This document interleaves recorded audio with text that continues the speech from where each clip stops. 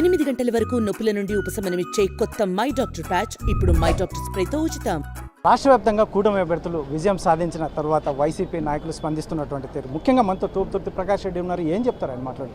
సరే, ఏంటి ఈ విజయాన్ని ఎలా చూస్తారు?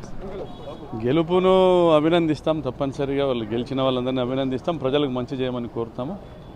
ఒక 6 నెలలు వాళ్ళకు కూడా అవకాశం ఇస్తాము, మంచి చేస్తారనేసి భావిస్తూ ఉన్నాం.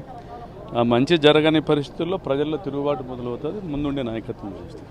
అయితే ఈ క్రమంలో వైఎస్ఆర్సీపీ కార్యకర్తల మీద, ప్రజల మీద చేసే దాడులను అయితే ఖండిస్తూ ఉన్నాం.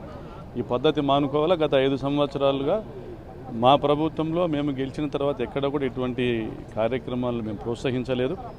కాబట్టి ఫ్యాక్షన్ వాతావరణం మళ్ళీ రాకుండా చూసుకోవాల్సిన బాధ్యత కూడా ప్రభుత్వానిది, ఈ తెలుగుదేశం పార్టీ శాసనసభ్యులది, వారి అధిష్టానం. సార్, ముఖ్యంగా సాక్షాత్ జగన్మోహన్ రెడ్డి గారే సంక్షేమ పథకాలు ఇంత పెద్ద ఎత్తున ఇచ్చినప్పటికీ కూడా మమ్మల్ని ఓడించారని చెప్పి మాట్లాడు, దీన్ని ఎలా చూస్తారు? ప్రజలకు మంచి చేశారు ఆయన. ఇంకో పెద్ద మనిషి వచ్చేసి నేను ఇంకా మంచి చేస్తాను అన్నప్పుడు న్యాచురల్గా నమ్మి ఉంటారని భావిస్తాను.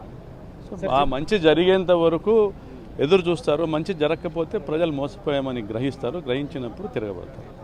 సార్, జిల్లాలో 14 సీట్లు 2 ఎంపీ సీట్లు గెలిచిన నేపథ్యం, దీన్ని ఎలా చూస్తారంటే వైఎస్ఆర్సీపీ ఎమ్మెల్యేలు కావచ్చు, వీళ్ళు ఫెయిల్యూర్ అనుకుంటారు, లేదంటే ఇప్పుడు గెలిచిన వారు ఏదైనా అద్భుతాలు చేయబోతున్నారు అనుకుంటున్నారు? ఎలా చూస్తారు? ఇప్పుడు 175 నియోజకవర్గాల్లోనూ సంక్షేమ పథకాలు ఇచ్చారు జగనన్న. మరి చంద్రబాబు కూడా 175 నియోజకవర్గాల్లోనూ 18 సంవత్సరాలు నిండిన అమ్మాయిలతో సహా మహిళలందరికీ కూడా నెల నెల 1500 ఇస్తా అన్నాడు.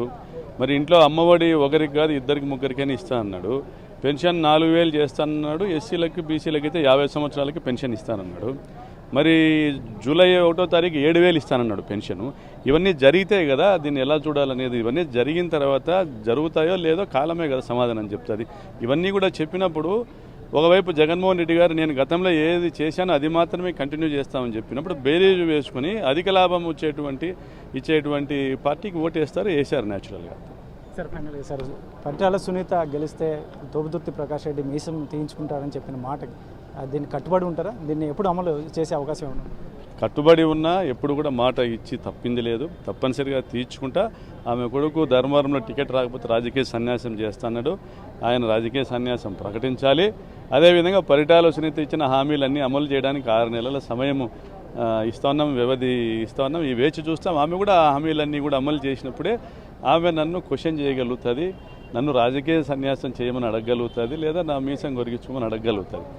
లేకపోతే ఆమె ఏం చేస్తుందో కూడా చెప్పాలా. 6 నెలల సమయంలో ఆమె ఇచ్చిన హామీలన్నీ కూడా, పథకాలన్నీ కూడా అమలు చేయలేకపోతే ఆమె ఏం చేస్తుందో కూడా చెప్పమనండి. నేను మీసం కొరిగించుకుంటా, సిద్ధంగా ఉన్నా.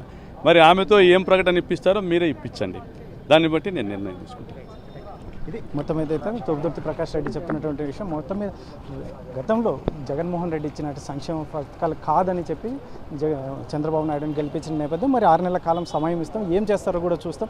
ఖచ్చితంగా ఏదైతే ఉందో మొదటి నుంచి వైసీపీ మాత్రం పోరాటాలు చేస్తూనే ఉంది. కాబట్టి ఇప్పుడు రానున్న కాలంలో కూడా పోరాటాలు చేయడానికి సిద్ధంగా ఉంది. అందులో ముఖ్యంగా మీసం తీసుకుంటాను అని చెప్పేసి చెప్పినటువంటి మాటకు కట్టుబడి ఉన్నాను. పరిటాల శ్రీరామ్ కూడా ధర్మవరంలో చెప్పిన మాటకు కట్టుబడి ఉండాలి. అందులో పరిటాల సునీత 6 నెలల కాలంలో ఏం చేస్తుందో చెప్పి ఖచ్చితంగా నేను మీసం తీయించుకోవడానికి సిద్ధంగా ఉన్నానని చెప్పేసి తోపుదుర్తి ప్రకాష్ రెడ్డి చెప్తున్నటువంటి పరిస్థితి. కెమెరా పర్సన్ సుధాకర్తో చల్లక నాయుడు, RTV అనంతపురం. మరిన్ని వీడియోస్ కోసం ఛానల్ ని సబ్స్క్రైబ్ చేయండి. లేటెస్ట్ అప్డేట్స్ కోసం వాట్సాప్ ఛానల్ ని ఫాలో చేయండి.